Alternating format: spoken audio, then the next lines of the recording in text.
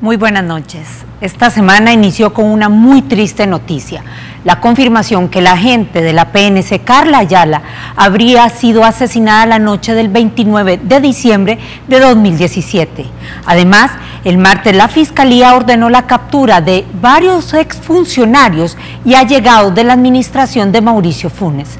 De ambos temas debatiremos esta noche con la columnista del Diario de Hoy y abogada constitucionalista, Erika Saldaña, y con el periodista del Faro, Nelson Rauda.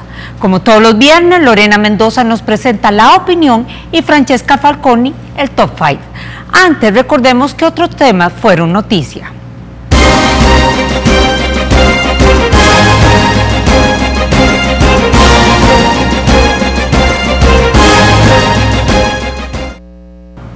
Casi 100 personas muertas, tragedia que aún no cesa, la erupción del volcán de fuego en Guatemala.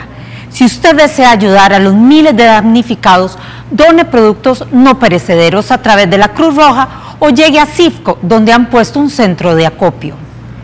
El PCN confirmó que la exatleta y exdiputada Cristina López es asesora de la fracción. A pesar que Cristina López fue legisladora por 3 años, su único legado fue haber introducido una iniciativa para favorecer al empresario prófugo Enrique Rice. 3 hombres y una mujer fueron arrestadas por ser los presuntos responsables del secuestro de una niña y su mamá.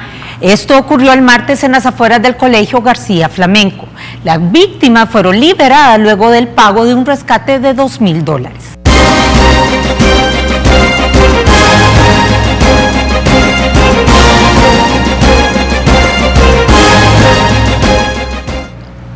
Al gobierno del profesor Sánchez Serén podemos discutirle su visión de seguridad pública, su nula conexión con la población, su ambigüedad en temas internacionales, su naufragio en política migratoria. También podemos achacarle que ha sido inútil en casi todas las asignaturas en materia económica y que ha deprimido la independencia de varias instituciones. Pero después del discurso de su 4º año de gobierno, de lo que no podemos quejarnos es de su falta de imaginación. Luego de la sarta de mentiras mencionadas durante el discurso presidencial, al menos debemos reconocer su capacidad de inventar cuentos. Revisemos juntos unos puntos. Primero, el cínico oportunismo de mencionar la canonización de Monseñor Romero, que no cabía en una rendición de cuentas gubernamental. Segundo, asegurar que se fortaleció la cultura de paz cuando El Salvador está hoy más que nunca dividido por la polarización y el dogmatismo. Tercero, sostener que hemos dejado de ser uno de los países ecológicamente más vulnerables del planeta. Eso es imposible con nuestros índices de pobreza. Y finalmente, decir que su gobierno ha puesto a la persona humana como el origen y el fin del Estado, cuando miles de familiares de víctimas asesinadas en el último año aún esperan justicia. ¿Usted qué opina? ¿Le cree o son cuentos, puros cuentos?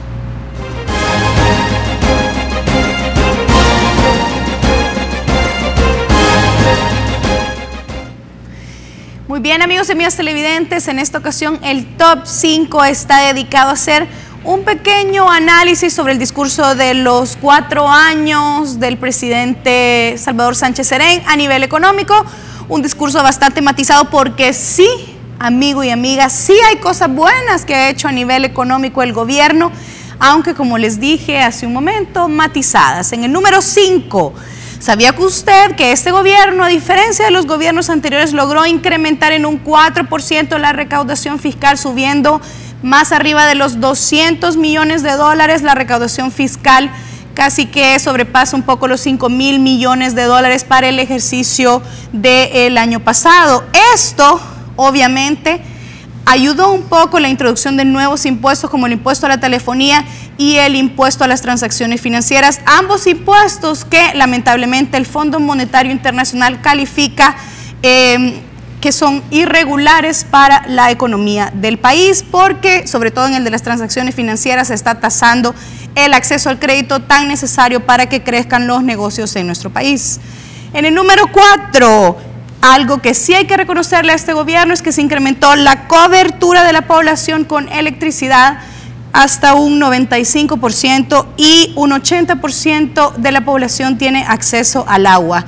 Un punto a destacar también, que no lo agregué en este número 4, es que también este gobierno logró la diversificación de la matriz energética para reducir progresivamente la dependencia del país a los combustibles fósiles, cuyo precio es bastante variante.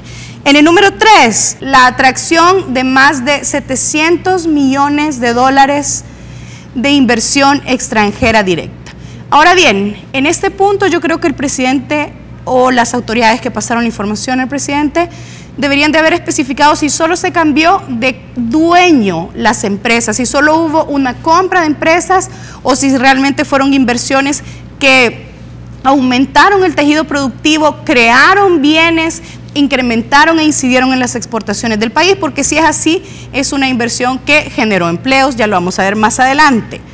En el número 2, así como lo dijo la madera de uno de los periódicos, se dice que se redujo la pobreza. Pues déjeme decirle que hasta cierto punto esta aseveración tiene razón, se redujo en parte por un incremento al salario mínimo, un incremento que se vio matizado por observaciones de la empresa privada, que podía generar cierre de empresas, pérdida de empleos, pero sí hubo una reducción de la pobreza impulsada por esta medida. El salario mínimo llegó o ha llegado hasta, para el sector comercio, $299.30.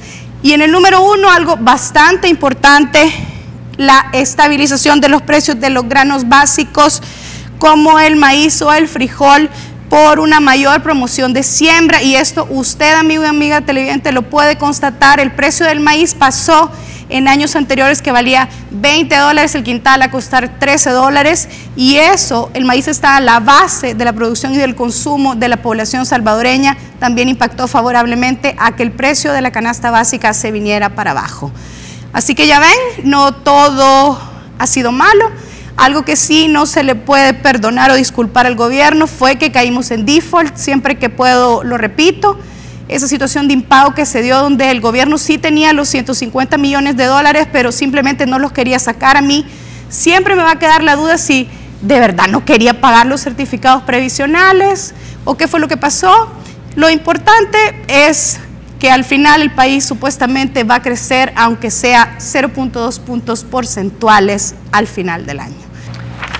Continuamos, gracias por mantener la sintonía de Sin Su Permiso. Como comentaba Ana al inicio del programa, esta noche vamos a tener debate periodístico. Nos acompañan Nelson Rauda, periodista del Faro, y Erika Saldaña, abogada constitucionalista, también una influyente tuitera. Columnista del diario de hoy. Columnista del diario de hoy también. Así que Erika y Nelson, bienvenidos. Gracias. Muchas gracias por la invitación. Nelson, segunda vez creo que estás con nosotros, sí. Y Erika, primera ocasión, así que un gran gusto. Igualmente. Bueno, iniciábamos hablando los titulares de esta semana, pues que iniciamos con la triste noticia que se confirma que la agente de la PNC, Carla Ayala, fue asesinada, y nos gustaría conversar un poco al respecto sobre este sorpresivo desenlace del caso de desaparecida a asesinada. ¿O era algo que ya sospechábamos, era algo que ya se venía a ver? Creo que después de 6 meses que la agente Carla Ayala ha desaparecido, es algo que probablemente se veía venir, pero a ver, a mí también, y lo platicaba hace un ratito con Nelson, la afirmación de la fiscalía de acusar a alguien de homicidio cuando no se tiene un cuerpo también es bastante arriesgado. Entonces, creo que no sé qué tan bien ha adecuado la fiscalía, eso tendría que verse a la vista del expediente, que también ha adecuado la fiscalía los hechos que puede probar a la tipificación jurídica que ha hecho. Pero digamos que las pruebas forenses que ha hecho medicina legal y todos los expertos que dicen que si el disparo se dio en esta distancia, que pudo haber habido 3 trayectorias, y en cualquiera de las 3 trayectorias la persona no hubiese sobrevivido. Sí, y eso no es suficiente para demostrar que ha fallecido. Pues al final el juez es al que tienen que convencer con esas pruebas forenses. Pues creo que para nosotros, después de 6 meses que la fiscalía ni la policía han podido encontrar donde no hay un rastro de dónde está la gente, es muy probable que podamos afirmar que ella ha fallecido. Afirmar, pero no probar. Exacto. Entonces, ese creo yo que va a ser el gran reto que va a tener la Fiscalía de lograr que a estas personas se les logre condenar por un feminicidio cuando no hay un cuerpo. Pero entonces, lo que pasó este jueves, de que inicia la audiencia, es pérdida de tiempo, porque inicia la audiencia sobre un hecho que no termina de comprobarse porque no hay cuerpo. Yo no me animaría todavía a decir que es una pérdida de tiempo, pero lo que señala Erika es un hecho, pues en teoría del delito, el cuerpo, o sea, literalmente el cuerpo del delito es la evidencia conclusiva de que hubo un homicidio, y lo que buscas es ver quién lo cometió, de qué manera y probar esas circunstancias. No hay cuerpo del delito. A mí no me parece sorpresivo, digamos, el desenlace de que sepamos que ella, o que ahora por fin las autoridades estén diciendo que ella fue asesinada. La gente que sabe de estos temas de desaparecidos se dice que los primeros 3 días son los clave para encontrar a alguien cuando se dice desaparecido. Obviamente a 6 meses las esperanzas de encontrarla con vida eran sumamente escasas, pues, o nulas, de hecho. Pero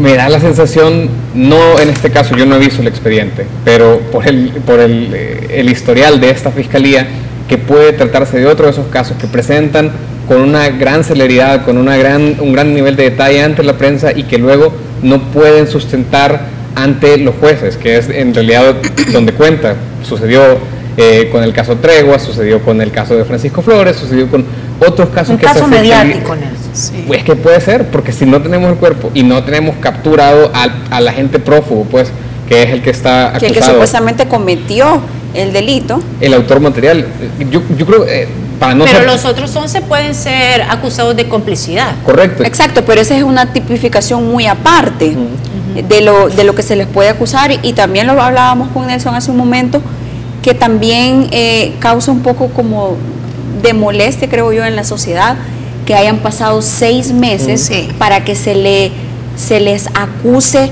de estos delitos, de delitos de encubrimiento o cuestiones por el estilo. Hayan tenido que pasar 6 meses para que la Fiscalía iniciara estos procesos. Pero Erika, explícame una cosa, vale. Ellos los están acusando de encubrimiento, pero puede llegar a término de condena este caso, sí, mientras que no exista un cuerpo Ni el sospechoso. Pero eso va a ser la valoración de un juez, entiendo. No, yo sé, pero tal vez estoy apelando a yo creo que dependiendo como abogada, dependiendo del tipo de delito de que se les esté acusando. Por ejemplo, a ellos se les está acusando de encubrimiento, a un grupo de la policía. Entonces yo creo que si la Fiscalía sostiene bien el caso, puede lograr condena sobre ese tipo de delitos. La única duda, por eso yo considero que no es una pérdida de tiempo eso, porque esto puede colaborar a esclarecer qué es lo que ha pasado. Sobre el delito de encubrimiento tal vez se pueda lograr la condena. Sí. Aunque a mí por pura lógica, es bien raro hablar de un delito de encubrimiento cuando ni siquiera sabemos exactamente la verdadera historia que encubrieron. Entonces, solo por cuestiones de razonamiento. Y para no ser totalmente negativos con la actuación de la policía y la fiscalía, que cuesta, pero yo creo que con estas capturas cumplen una deuda larga, pues, o saldan una deuda larga, que es la de haber capturado o la de haber metido a este grupo de policías de una sola vez en la investigación. Aquí salda una deuda, finalmente los capturan, aunque lo hablamos antes de empezar también, son policías y han tenido todo el tiempo, la lógica de los procesos judiciales es que encarcelas o apartar del proceso a gente que puede interferir con las pruebas, interferir con los testigos, y estas personas han estado 6 meses en libertad, y lo que pudieron haber hecho, pues tuvieron 6 meses para hacerlo, si es de lo que los están acusando. ¿Y qué opinan de lo que dijo el juez Roberto Arevalo Ortuño sobre el posible móvil que publicaba la prensa gráfica? Que decía, hay una versión que habla que ella no sé qué cargo tenía en asuntos internos, y hay una versión que tampoco es probada, que ella estaba haciendo el papel de encubierta, relacionándose con el GRP para descubrir actos de corrupción. La descubrieron y decidieron matarla. Ya Coto salió desmintiendo, pero ¿qué piensan? Lo que pasa es que aquí tenemos tantas versiones, tan poca información, tan poca colaboración de la Policía Nacional Civil, que cualquier versión se vuelve más o menos creíble. También el juez creo que manifestaba que ahora tenía más dudas que respuestas sobre el caso. Entonces, yo creo que no sería correcto quizás descartar cualquier versión, pero tampoco podríamos afirmar por la poca información que existe y también por este lapso de tiempo, lapso que dejó pasar la Fiscalía y la Policía entre los hechos que han pasado. Esto fue un revuelo un día después de que pasaron las cosas y vienen a girar órdenes de captura. Seis meses después. Esta semana nosotros tuvimos aquí al equipo de Factum el martes, porque sacó un reportaje realmente bien detallado de todo lo que habría sucedido esa noche. Y a mí me sigue costando creer que hayan pasado 5 meses para que concluyan que Carla Ayala fue asesinada, cuando desde el principio tenían los testimonios y sabían que había pasado. Entonces, lo que quisiera y la discusión que quisiera generar es, ¿por qué ahora sí dicen la verdad y antes no? ¿Es que realmente la presión pública les llegó hasta acá, o lo que ocurrió en la última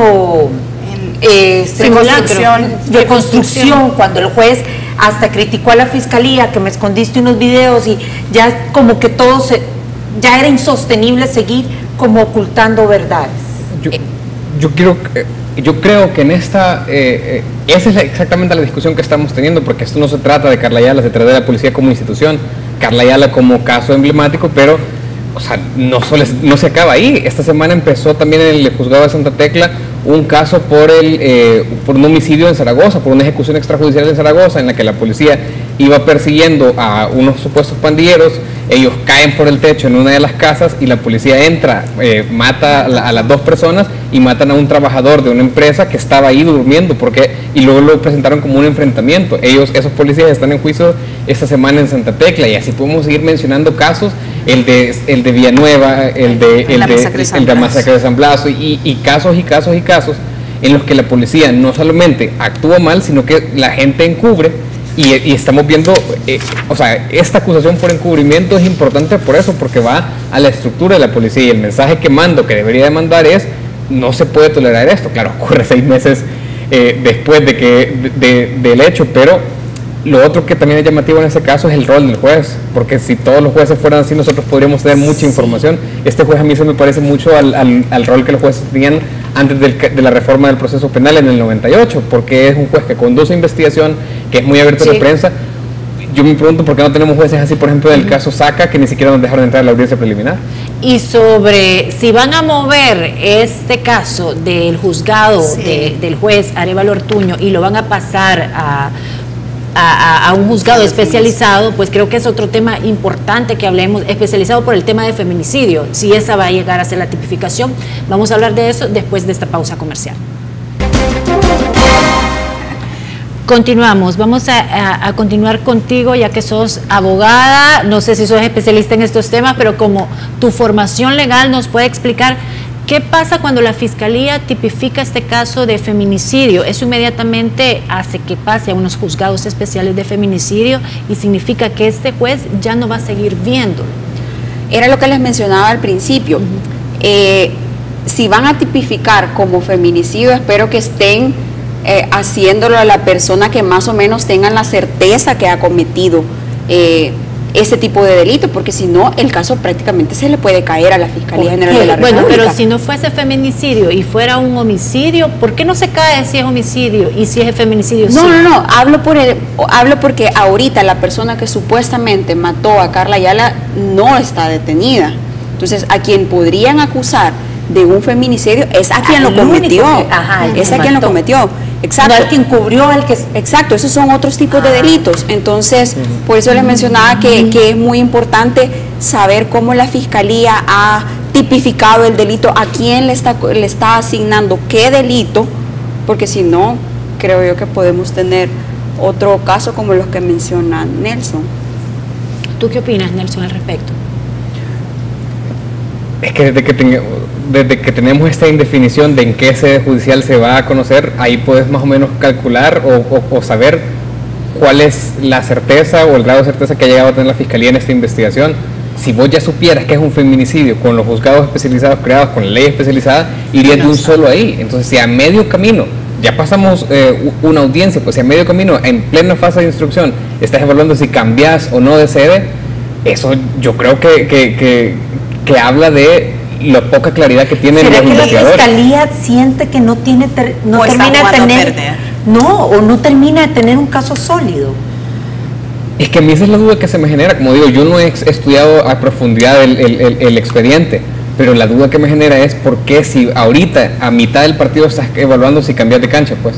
Y entonces mejor, si ya sabías cuál era la investigación, si ya sabías cuál era la línea que llevabas, cuál era el delito que ibas a probar, cuál era la hipótesis de los motivos del asesinato, entonces ya sabrías a dónde ir, pero estás tratando de cambiar o corregir a medio camino. ¿Y qué tanto, Nelson, las diferencias de opinión públicas que se dan entre el fiscal y el juez podrían estar influyendo en esta decisión?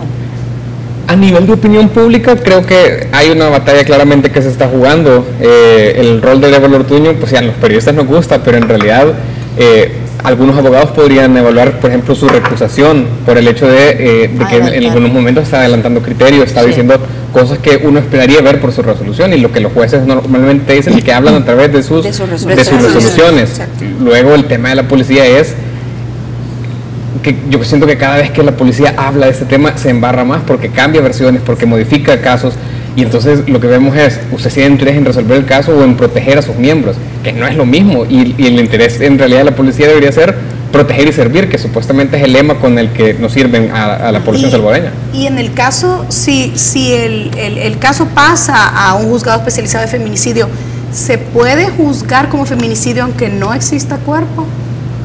Pues yo creo que esa es una de las cuestiones más complicadas ahorita, que no sé cómo es que la Fiscalía, a través de sus dictámenes periciales, es que va a aseverar que la persona ha muerto, porque hablan de que tienen un proyectil de bala con un cabello, pero también no sé qué tanta certeza pueda exponer la Fiscalía en el expediente judicial de que ese proyectil fue que mató a esa persona.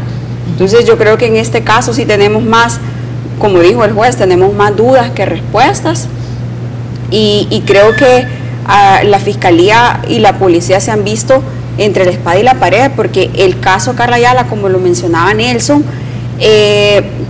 es una muestra del estado de la Policía Nacional Civil, no es un caso aislado, es simplemente un reflejo de cómo la policía por dentro probablemente esté quebrada, esté enferma, y si no logran esclarecer este caso, creo que queda mal la institucionalidad del país, porque estamos hablando de que policías que nos deberían de estar cuidando, como dice Nelson, son los que probablemente están encubriendo un delito grave, que es la muerte de una persona. Y la narrativa está fuera de control, la narrativa del caso Carla Ayala está fuera del control de las instituciones, porque ¿con qué cara va a venir la policía ahora a hacer campañas y me va a decir denuncie, confíe en las instituciones, porque la gente no cree en las instituciones?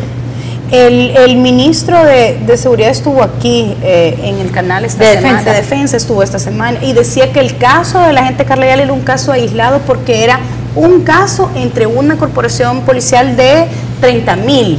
Pero creo que ha sido un caso suficientemente obvio o emblemático para demostrar lo deficiente. Pero vemos ahí también funcionarios de alto nivel tratando de defenderlo, lo indefendible. Sí, y recordemos cuando pasó este caso, que fue a finales de diciembre, en esa misma época se suicidaron varios policías, hubo una noticia de una crisis fuertísima. Sí, entonces no podemos hablar de que la policía es una policía fuerte cuando tenemos estos casos, y cuando todos los que me ha mencionado Nelson, de ejecuciones extrajudiciales, que no es un caso aislado. Lo que hay que decirle al general Munguía Payés son dos cosas. Uno, la Fuerza Armada es una institución política y profesional, dice la Constitución, vea. Entonces, en realidad no tiene que estar dando su opinión en este tipo de casos. Está bien si la ofrece, pero su opinión es completamente irrelevante. Y dos, el hecho de que aquí hubo una relatora de Naciones Unidas que vino a decir que hay indicios de ejecuciones extrajudiciales. Hubo otro relator que dijo lo mismo, que hay violaciones de derechos humanos en las cárceles y la policía. Un informe del Departamento de Estado que dijo lo mismo.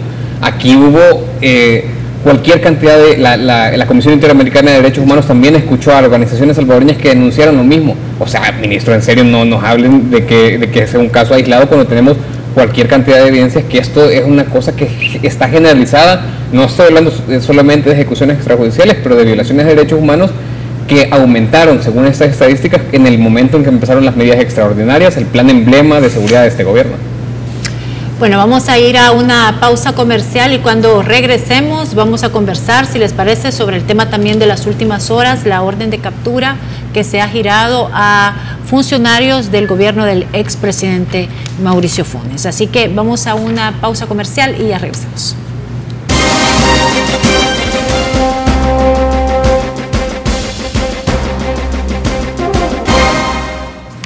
Erika, comenzamos contigo. Esta semana se conoció la orden de captura contra varios exfuncionarios, también familiares de la actual pareja del presidente Funes, del expresidente Funes. No tenemos el listado no se conoce públicamente, sino que lo que se ha escuchado pues es lo que ha salido en los medios de comunicación, este funcionario Mecafé, y creo que un par de personas más que en un momento se dijo, pero ya lo dijeron no. ¿Qué más saben ustedes al respecto o qué opinión les merece estas capturas? Yo creo que todos ahorita tenemos la misma duda sobre este caso. ¿Por qué los han detenido y a quiénes han detenido? Ajá. Porque únicamente sabemos que son funcionarios del expresidente Funes, pero detenidos solamente se ha visto a Mecafé, que era el que estuvo... Bueno, no se le ha visto con las esposas, ¿verdad? Sí, se le ha visto en la policía.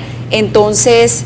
sí, la verdad es que la Fiscalía lo ha manejado con muchísimo hermetismo y eso también creo yo que preocupa. ¿Pero por qué? Es mi duda. Porque para lo de Francisco Flores es que no lo habían ni acusado. Nada. Y aquella gran operativo. Caso saca igual, pero en este caso yo siento demasiado hermetismo. Que es que miedo que se les escape la gente que no han detenido. La información que tenemos en el Faro hasta ahora, hoy, este jueves lo compartía nuestro compañero Efren Lemos en el programa del Faro Radio, es que son 28 órdenes de captura, de las cuales hasta el jueves se habían ejecutado nada más 5. Entonces, esta es una de las razones por las que la Fiscalía y la Policía no han salido con un gran operativo, con un gran despliegue mediático para presentar, porque en realidad es un operativo que empezó la noche del 5 de junio, si no me equivoco, y hasta donde tenemos está todavía estaba hasta este jueves. No se puede dar a conocer porque se van. Creo que hasta más o menos el fin de semana es que vamos a saber de qué es lo que tratan estas detenciones, porque pueden haber varios casos que se pueden estar armando. Lo platicábamos con Nelson, el comunicado que dio la Fiscalía es bastante ambiguo y poco informativo. Sí, no nos dicen que por qué caso es que la persona está detenida, ni siquiera un indicio. Entonces hasta el fin de semana, que creo yo que va a precluir el término que tiene la Fiscalía para ir a presentar al detenido al juzgado, es que más o menos vamos a tener idea de qué caso es lo que ahora se trata. El que se ha dado comentarios es Mauricio Funes. Tal vez el máster nos hace el favor de ponerlo en pantalla.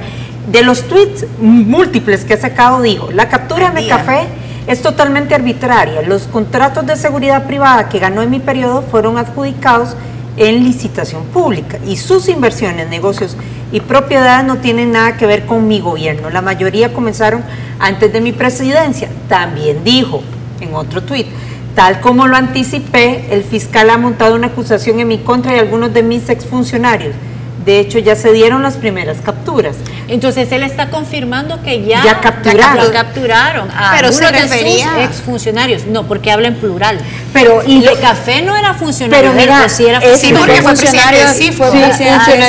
Pero esto tal vez Nelson, que maneja más información, dice: todo se basa en suposiciones e incriminaciones de testigos a los que forzó criteriarse en su carta de negociación. Es su carta de negociación para reelegirse. ¿A qué testigos habrá forzado criteriar?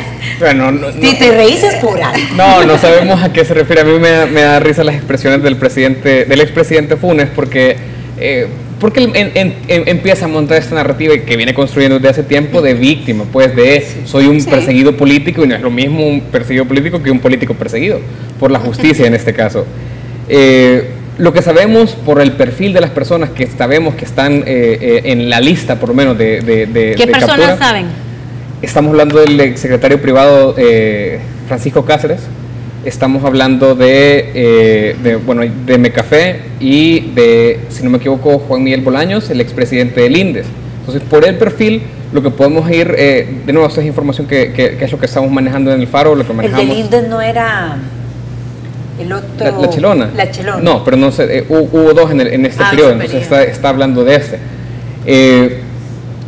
Si hablamos de secretario privado, ya podemos hacernos una idea con lo que está pasando en el caso Saca, que puede estar involucrado el tema del uso de la partida privada, de la partida secreta de la presidencia, el uso de estos fondos a uso discrecional o a uso arbitrario que la Sala de lo Constitucional puso un freno más o menos en 2010, sí. Pero operó durante al menos un año de la presidencia Funes. Y esto es algo que sacó la prensa gráfica el mismo día que se dieron, ayer que se dieron las detenciones.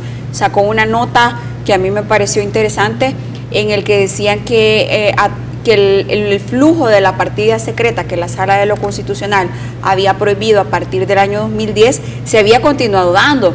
Y daba varios ejemplos de estos movimientos entre partidas tienen que pasar por la Asamblea Legislativa porque se trata de reformas a la ley de presupuesto que únicamente se pueden hacer por este medio. Entonces planteaban unos ejemplos que de verdad llaman la atención, que la Asamblea Legislativa conoció, por ejemplo, de los movimientos de ¿qué? 40, 50 millones de dólares en X periodo, en un año de presupuesto. Pero resulta que en la información que manejaba Casa Presidencial se habían movido 300 millones de dólares. Entonces estamos hablando... A la Asamblea se le ocultó información. A la Asamblea probablemente se le ocultó información. Se siguió haciendo esta práctica de la transferencia a Casa Presidencial de fondos, y estos fondos son los que no se justifican en que se gastan. Esa es una de la gravedad.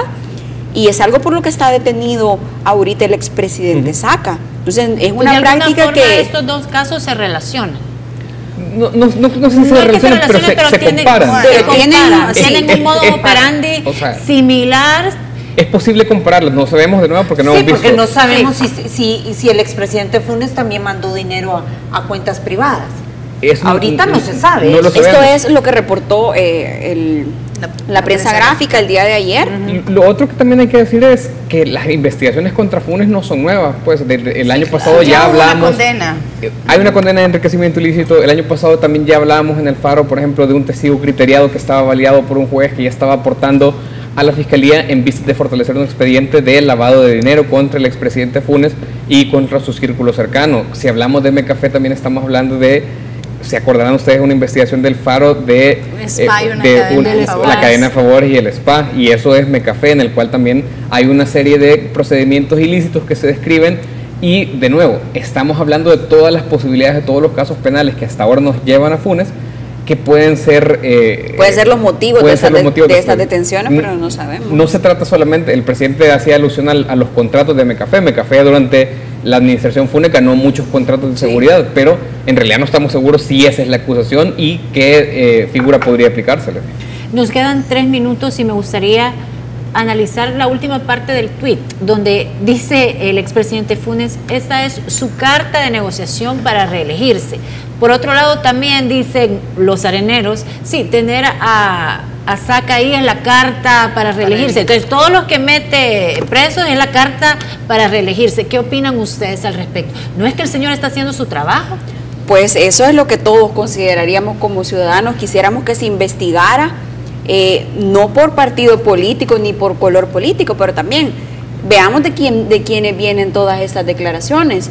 Creo que hay un interés político de mantener limpia la imagen, por ejemplo, de un partido, de un sector, y siempre van a acusar al fiscal general que es una carta, que la embajada americana está presionando, porque también mencionó eso, que la embajada era la que estaba detrás de eso. Entonces, yo creo que las reacciones del presidente Funes son naturales, porque mientras se ve acorralado se va a defender. Y se siente inseguro además por la inestabilidad política propia que atraviesa Nicaragua, que es el régimen. Que no es de extrañar que en cualquier momento lo manden de regreso. Es una posibilidad, ahora que el régimen está atravesando esta gran inestabilidad y esta gran crisis política, es una posibilidad. Yo creo que Funes no está equivocado del todo en decir, es cierto, en diciembre se termina el plazo de este fiscal general y es probable, estas cosas se manejan en el ambiente. El fiscal, claro que estará pensando en su reelección, no sé si él quiere reelegirse, pero lo que esperamos, como decía Erika, es que el fiscal realice su trabajo, que vaya parejo, o sea, sin importar los partidos, y que por fin sustente investigaciones que se gane un caso, que gane un caso, correcto. Que gane un caso. Su reelección depende de eso más que de los shows que pueda o no armar. Sí. Rápidamente, ¿nos dice algo el hecho de que el FMLN no se haya dado por aludido en estas últimas capturas? Pues yo creo que no se puede zafar, como diríamos, tan simplemente cuando fue presidente y fueron ellos los que le llevaron. ¿El vicepresidente quién era? Exacto, y también el actual presidente. Y también que ellos fueron quienes le sugirieron que se fueran. Entonces yo creo que es bien difícil que traten de desligarse totalmente, pero esperaría yo que lo hicieran, porque un partido no se puede ver amarrado o estar defendiendo cuestiones que pudieron haber sido actos de corrupción. Entonces no, que el FMLN, para mí, que el FMLN trate de desligarse de Funes, es una similitud más del FMLN con Arena, que Arena hace lo mismo con el expresidente Saca. Entonces lo único que nos prueba es que cada vez se imitan más en sus vicios esos partidos y en un modelo que, como probaron las elecciones de marzo, está agotado básicamente. Bueno, ambos, muchas gracias por habernos acompañado esta noche. Gracias por la invitación. Ana Checa, buenas noches. Buenas noches. Buenas noches. Amigos televidentes, gracias por su sintonía, que descansen, que pasen un feliz fin de semana. Nos vemos el martes.